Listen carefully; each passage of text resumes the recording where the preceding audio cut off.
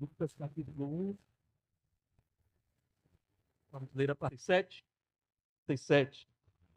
Zacarias, o pai de João, cheio do Espírito Santo, profetizou dizendo: Bendito seja o Senhor, Deus de Israel, porque visitou e redimiu o povo e nos suscitou plena e poderosa salvação na casa de Davi, seu servo, como havia prometido desde a antiguidade, por boca dos santos profetas, para nos libertar dos nossos inimigos e das mãos de todos os que nos rodeiam ou nos odeiam, para usar de misericórdia com os nossos pais, lembrar-se da sua santa aliança. O juramento fez ao nosso pai Abraão, ceder-nos livres das mãos de o adorássemos sem temor, em santidade e justiça.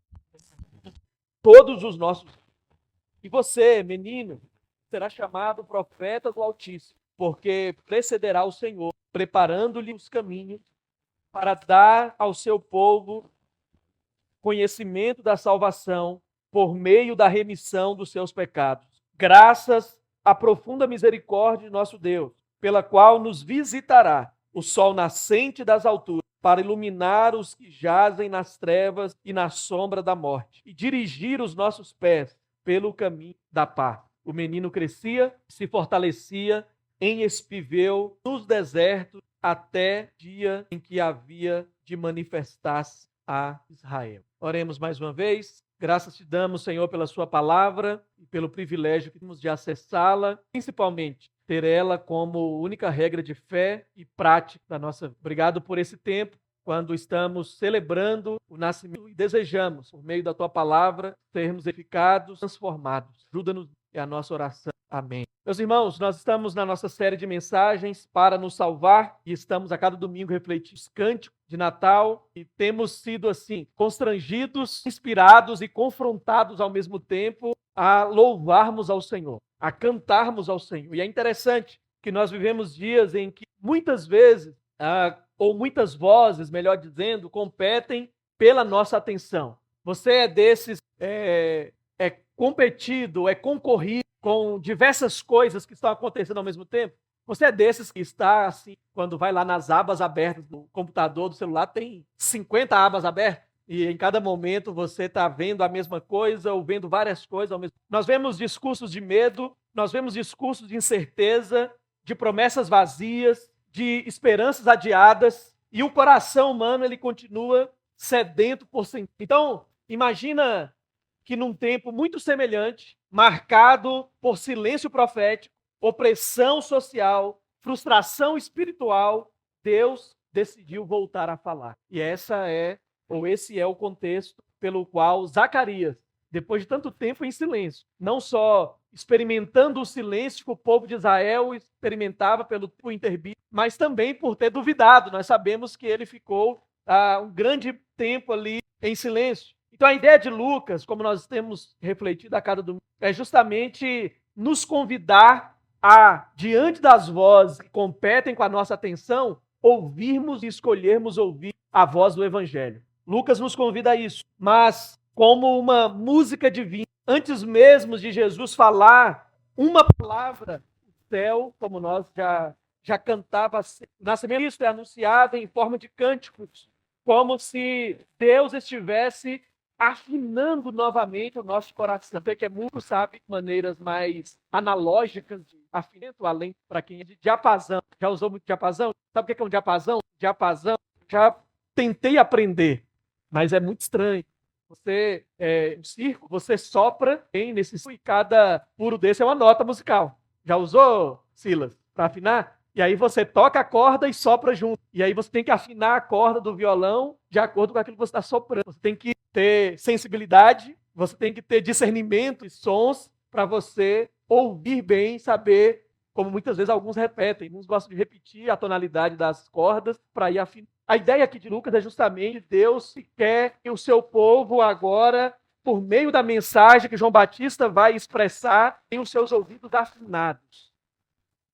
Quando nós cantamos ao Senhor, quando nós louvamos ao Senhor, quando nós, diante de tantas vozes que competem com a nossa atenção, damos ouvido ao Evangelho, para refletirmos o Evangelho, é como se Deus estivesse com um diapasão celestial, afinando a nossa vida, convergindo a nossa vida e alinhando a nossa vida ao bom, exclusivo e perfeito som. O som dos céus não é o som do medo. O som dos céus não é o som, como nós falamos aqui outrora, de frustração, de opressão, não é de incerteza, não é de promessas vazias, nem tampouco de esperanças adiadas. Na narrativa do nosso musical, nós citamos que promessa e realidade para Deus são a mesma coisa. Entre esses cânticos, ergue-se o que nós chamamos de Benedictus, que já explicamos, são as iniciais em latim pela Bíblia Vulgata desses textos ou dessas canções. E esta é a primeira expressão de Zacarias 98.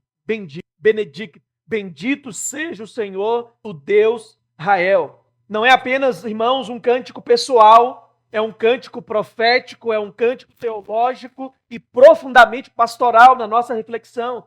Ele nos ensina por que Deus deve ser louvado. É o que vamos aprender nessa noite. Como a salvação opera na história e para que Cristo veio ao mundo. Ao ouvir ou ao ler Zacarias, seu cântico, somos convidados a reaprendermos a cantar. Deus quer nos matricular na sua escola de música, escola de canto, para que nós aprendamos a cantar, não com os lábios apenas, mas com a vida. Não é apenas para que em datas como essa nós nos lembremos, mas para que de maneira contínua, diária e exclusiva, ultra circunstancialmente falando, apesar das adversidades, louvemos ao Senhor. Reconheçamos com os nossos corações e, claro, também com os nossos lábios, que bendito é o Senhor. Perceba que nesses primeiros capítulos e nessas canções que nos apresentam, é como se Lucas, semelhante ao que pensa aqui nessa noite, ele começasse a rascunhar uma espécie de oratório. Existem autores que, ao comentarem sobre o Evangelho de Lucas, justamente chamam essa parte de oratório de Lucas, se fosse uma liturgia, um oratório dele. E perceba que esse oratório começa com Isabel cantando Beatitude. Nós já pregamos sobre isso domingo passado. Maria vem em seguida entoando Magnificat. E agora nós, com esse terceiro solo, que é o solo de Zacarias, começando o Benedictus. Tudo muito bem entrelaçado nessas narrativas, iniciando ou inspirando para que nós reconheçamos, tal como a grandeza, a soberania e a suficiência em nossas vidas. Zacarias apresenta nesses versículos, irmãos, pelo menos 3 razões pelas quais nós devemos louvar o Senhor. E eu quero fazer uma pergunta para você, antes de seguirmos nas reflexões e nas aplicações. Quando é que você mais sente a vontade ou o desejo de louvar ao Senhor? Geralmente, quando coisas boas acontecem. Nós geralmente interligamos ou conectamos louvar ao Senhor como uma expressão de agradecer por algo muito bom que nos aconteceu. E até muito bom que nós esperávamos. A nossa voz fica mais forte, o nosso canto fica mais alto quando algo bom acontece. Mas a ideia bíblica não é que nós cantemos, louvemos com maior expressão, vontade, desejo ou força ao Senhor apenas quando algo muito bom acontece. Esperávamos, gostaríamos que acontecesse, mas principalmente a luta que louvemos ao Senhor, porque a primeira lição que aprendemos é que o Senhor deve ser louvado pela sua aliança eterna. Veja que é como se Zacarias agora, enquanto solista desse oratório, ele tornasse a sua voz mais forte. Talvez, se ele estivesse segurando o microfone, ele afastaria um pouco o microfone, porque ele agora vai cantar a plenos pulmões. E a sua primeira frase da sua canção é justamente essa: bendito seja o Senhor, Deus de Israel, porque visitou e redimiu o seu povo e nos suscitou plena e poderosa salvação na casa de Davi, seu servo, como havia prometido desde a antiguidade por boca dos seus santos profetas. Sabe por que Zacarias está reconhecendo, apesar de outrora ter duvidado daquilo que Deus faria na sua vida, na sua família e também através da sua família? Ele está reconhecendo que o novo é algo antigo. Essa é a ideia do canto de Zacarias. Ele está contemplando que o novo na verdade, era algo antigo. O verbo visitar que ele usa aí indica a ação de ir para ver, conhecer e ajudar pessoalmente alguém necessitado. Em outras palavras, está dizendo, Deus veio, ou Deus virá, vai acontecer, e ele virá para ver, para conhecer e para nos ajudar pessoalmente. Ele veio para isso. Esse verbo também aparece em Mateus, capítulo, verso 43, ou 42 e 43, quando diz, pois eu tive fome e vocês não me deram de comer. Tive sede e não me deram nada para beber. Fui estrangeiro e vocês não me acolheram. Necessitei de roupas e vocês não me vestiram. Estive enfermo e preso e vocês não me taram. Deus citou o seu povo. É motivo mais do que suficiente para nós, a plenos pulmões, afastarmos o microfone, porque cantaremos mais forte ainda, reconhecendo quem o Senhor é e como aquilo que Ele é se manifesta naquilo. Você consegue, nesse tempo, aproveitar que estamos no final de ano e geralmente acontecem algumas reflexões, algumas retrospectivas, olhar para trás e perceber que Deus cumpre aquele, e Ele faz isso para o louvor da sua glória. Deus é fiel a si mesmo. Ele é, acima de qualquer coisa, fiel a Ele mesmo. Fiel àquilo que Ele diz. Fiel àquilo que Ele promete. Para que reconheçamos isso. O propósito da visita foi redimir o seu povo, versículo 68. E na sequência, ele desembrulha essa imagem dos resultados da visita de Deus ao seu povo com alguns verbos, do verso 69 a 75. Promoveu poderosa salvação, salvando-nos dos nossos, para mostrar sua misericórdia, lembrar sua santa aliança, resgatar-nos da mão dos nossos inimigos e para nós o servirmos sem. Todos esses verbos apresentam nesses versículos o que a visita de Deus ao seu povo, ou o que a contemplação, a experiência do cumprimento da aliança de Deus com o seu povo faz no seu povo. O fato de nós vivermos uma aliança com Deus promoveu em nós poderosa salvação. O fato de vivermos debaixo de uma aliança com Deus, meus irmãos, salvou-nos dos nossos inimigos, mostrou-nos a sua misericórdia, nos lembra a sua santa aliança, resgata-nos da mão dos nossos inimigos e nos ajuda a servirmos a Ele. Semana passada, ou ainda na outra anterior, na nossa classe de integração, na classe trilha, aqui nós falávamos sobre o desafio de vivermos, servirmos e estarmos em comunhão com Deus e uns com os outros pela motivação correta. E sabe de uma coisa? A salvação promovida pelo Senhor é poderosa para nos... É isso que Zacarias está expressando. Como, onde, quando que ela nos transforma? Ela nos transforma espiritualmente, ela nos transforma emocionalmente, ela nos transforma moralmente e ela nos transforma constante. Versículo 74 e 75 mostra aí, resgatar-nos da mão dos nossos inimigos para servirmos, adorarmos sem medo, em santidade diante dele todos os nossos dias, espiritualmente, emocionalmente, moralmente e constante. Deus nos salvou para isso. Sabe, às vezes nós temos uma perspectiva escapista da vida e sempre com um ar ou uma ideia daquilo que não mais teremos quando estivermos com o Senhor, quando houver a consumação de todas as coisas. Mas a verdade é que a salvação em Cristo, que é uma nova identidade para aqueles que estão nele, ajuda-nos a viver já aqui de uma maneira transformadora. Essa é a perspectiva quando nós olhamos para o louvor, para o canto de Zacarias, expressando ou relembrando a aliança. É mostrar que a aliança que é perpétua, que é eterna, ela tem agora brio ou um ar de novidade. E isso torna-se personificado no Novo Testamento. Por isso nós chamamos de nova aliança. Não é que não haja continuidades com a antiga aliança, mas ela agora é personificada. Por isso é nova. Tem coisas novas, tem coisas diferentes. E elas estão totalmente convergidas e refletidas na pessoa de Jesus. Por isso nós louvamos. Por isso nós exaltamos. Sinais dessa aliança eterna foram vistos ao longo da história da redenção. Foram vistas por meio de Adão, Noé, de Abraão, de Moisés, de Davi, mas todas elas prefigurando a nova aliança. a nova aliança. E essa nova aliança está em Cristo Jesus.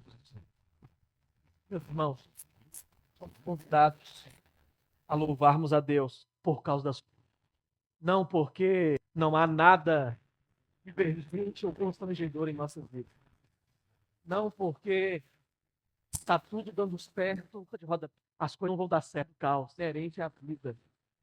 Nós não vivemos uma redonda, vivemos num parque de diversão, campo de batalha. E as coisas vão dar errado. De novo, você vai se frustrar. Acontecerão coisas desagradáveis, coisas inesperadas, coisas inadministráveis, coisas imprevisíveis. Acontecerão, não só em 2026, acontecerão hoje ainda, talvez, amanhã. Mas a aliança do Senhor. Esta é a razão para nós a plenos com toda a nossa. É isso que nos alegra. O Senhor é louvado pela sua aliança eterna. Foi isso que Jesus ressaltou em João 10, versos 27 e 28. As minhas ovelhas ouvem a minha voz, eu as conheço e elas me seguem. Eu lhes dou a vida eterna e elas jamais perecerão. Ninguém as poderá arrancar a minha mão. Isso que nós nos alegramos. É por isso que nós devemos louvar, descansando na segurança da salvação, mesmo em meio às lutas internas e externas. Viver sem medo, pois fomos resgatados para servir, não para sobreviver. Buscar santidade e justiça, não como moeda de troca, barganha, mas como resposta grata à graça do fim. Ela é marcada mais por medo de perder a Deus ou por gratidão por já ter sido lugar. O Senhor deve ser louvado por haver quem anuncia os versos 76, 77. E você, menino Batista, será chamado profeta do Altíssimo, pois irá diante do Senhor para lhe preparar um caminho, para dar ao seu povo conhecimento da salvação mediante seus pecados. Algumas observações importantes. Os que anunciam o evangelho da aliança eterna de Deus são profetas com todas essas palavras. São profetas de Deus, porque eles recebem do alto a mensagem, ela desce do céu, portanto, são homens e mulheres que oram, que estudam a palavra e que compartilham a palavra. Mas, cuidado, os profetas de Deus não são intocáveis. Os profetas de Deus não são dos excluídos. Os profetas de Deus são, como disseram sobre João e Pedro em Atos capítulo 4, verso 1, homem comum que Deus, por meio da fazendo. Os profetas de Deus não são inquestionáveis. Os profetas de Deus não são super-homens. Os profetas de Deus são, como aprendemos aqui na nossa classe de integração, que ajudam a igreja a crescerem em Cristo parte do... Ou, como eu já disse, os profetas de Deus são treinadores. Eles atuam como aqueles que aperfeiçoam os santos, os quatro dons. São treinadores. Eles não são mais, eles também não temos louvar ao Senhor pelo privilégio que pessoas que anunciam o verdadeiro. Os que anunciam o evangelho precedem o Senhor e preparam para ele o caminho. Eles fazem a ponte entre Cristo e o coração das pessoas. Anuncia-lhes a mensagem do evangelho no poder do Espírito, contextualizando e aplicando. Olha só, Zacarias está louvando ao Senhor pela missão que o seu filho cumpriria para o Senhor. Essa é uma razão que geralmente passa despercebida, de louvarmos ao Senhor, de afastarmos o microfone com toda a força, para celebrarmos a Deus, porque pessoas da parte dele têm pregado. Já contei a história aqui, repito, um missionário inglês chamado Dixon foi enviado para um país africano para pregar o evangelho e lá viveu os seus últimos. E então morreu após contrair uma doença mortal. Então a agencionária e a igreja de sua família levaram ou enviaram pessoas para que pegassem o corpo do missionário, devolveram a terra, voltassem. Mas um rogo intenso da parte dos africanos, comovente, pedia e solicitava aos não levem o nosso missionário. Ele faz parte de nós, viveu aqui. Ele entregou sua vida aqui, ele se rendeu ao Senhor pregando o evangelho entre nós. Então, por fim, fizeram um acordo. Levaram o corpo para a Inglaterra, mas deixaram o coração. Arrancaram o coração do missionário. Deram o coração para aquela tribo ao qual ele ali pregava e após contrair malária e outras coisas tinha morrido. E então, o corpo foi sepultado na Inglaterra e fizeram todas as homenagens, as honrarias, mas lá no norte da África também, com o coração, enterraram o coração do missionário e celebraram ao Senhor, dizendo: obrigado, Senhor, porque o teu servo anunciou a mensagem de salvação. E escreveram numa lápide: aqui jaz o missionário David, que entregou. Você tem louvado a Deus por ter pessoas que te auxiliam, te ajudam e te encorajam através. Certa vez fizeram uma pesquisa num auditório sobre quantas pessoas conheceram a Cristo por meio de um programa de televisão. Pouquíssimas levantaram a mão. Depois, quantas tinham conhecido a Cristo e recebido como Senhor e Salvador por meio de um programa de rádio ou qualquer outro meio de comunicação? E também pouquíssimas levantaram a mão. Mas quando perguntaram, quantos aqui encontraram a Cristo por meio de alguém, de uma pessoa, um amigo, um parente, que te falou do Evangelho, que te levou para a igreja, que te convidou para ir num culto? E esmagadoramente, mais de 80% do auditório levantou. Nós devemos louvar a Deus, porque pessoas, algumas tornaram-se anônimas no decorrer da história, contribuíram e cooperaram para que nós, e ainda hoje, Deus usa homens e mulheres para que nós, os que anunciam o Evangelho, se preocupam em salvar e discipular os pecadores, de serem canais disso. Eles dão ao povo o conhecimento da salvação. Então o Senhor deve ser louvado, irmãos, por haver quem anuncie o Evangelho. E refletir, pensarmos nisso. Alguém preparou o caminho para que Cristo chegasse até. Agora somos nós os chamados a preparar o caminho para outro. Algumas perguntas até aqui. A quem Deus tem colocado no seu caminho para ouvir o Evangelho por meio da sua vida? O seu testemunho aproxima ou afasta as pessoas de. Você se vê apenas como ouvinte ou também como anunciador? A igreja que não anuncia perde o compasso do. Qual cântico? A igreja que não anuncia, ela precisa ouvir mais do Evangelho. Uma coisa já foi falado pelo saudoso pastor Valdomiro Mitchak, ex-diretor executivo da Junta de Mundiais, da Convenção Batista Brasileira. É repetido constantemente pelo pastor Ronaldo Lidório, nos igreja que não está nos ouvir, por mais as faz não falar. Prova é vivo a razão estamos no Natal. E a mensagem do Natal, compartilhe, anuncie. Nós devemos louvar ao Senhor porque pessoas têm anunciado. Mas devemos louvar ao Senhor com um coração que se rende e se disponibiliza para ser um canal para que outros ouçam a mensagem. Por último, meus irmãos, primeiro, o Senhor deve ser louvado pela sua aliança eterna.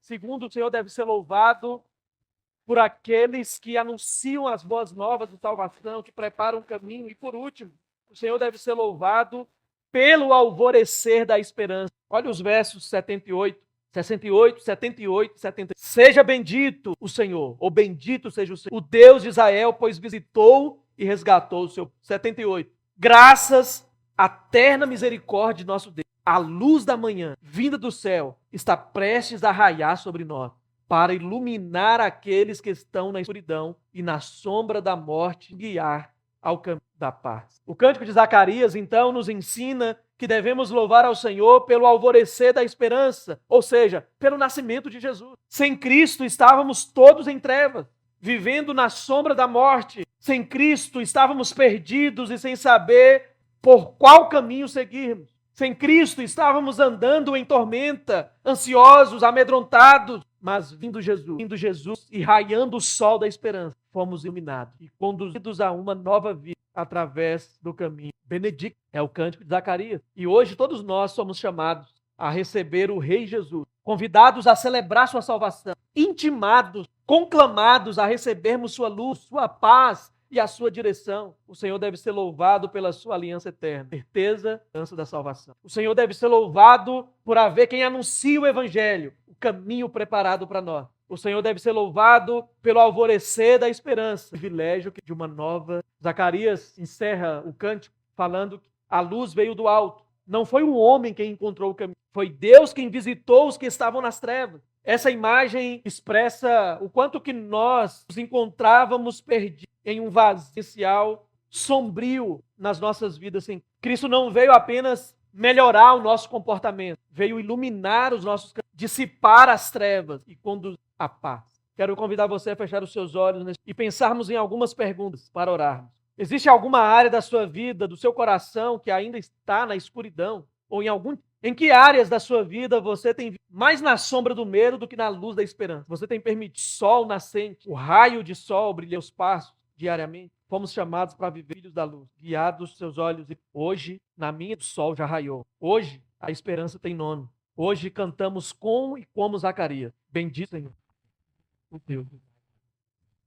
Louvando, Senhor, e te bendizemos. Bendito seja mesmo o Senhor, o Deus que vela e cumpre a sua aliança e suas promessas.